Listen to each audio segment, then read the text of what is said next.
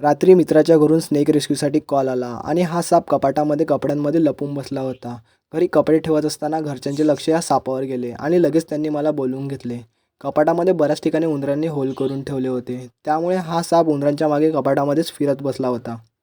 कदाचित जर घरच्यांचे याच्यावर लक्ष गेले नसते तर हा साप रात्रभर घरातच राहिला असता, कारण ह्या सापाला घरातून बाहेर पडण्यासाठी पर्यायी मार्गच नव्हता.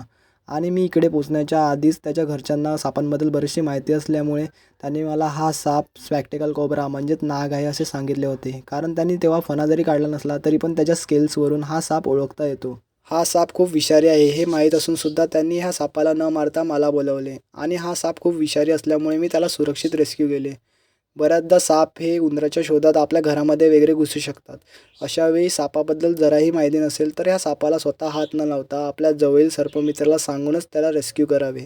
कारण इंडियन स्पॅक्टिकल कोब्रा म्हणजेच नाग हा भारतातील प्रमुख विषारी सापांमध्ये येतो आणि याची एक बाईट ही आपल्याला जीवघेणी ठरू शकते. जवळपास 4 ते 4.5 फुटाचा हा स्पॅक्टिकल कोब्रा म्हणजेच नाग होता. त्याला आता आपण सुरक्षित सोडत आहोत.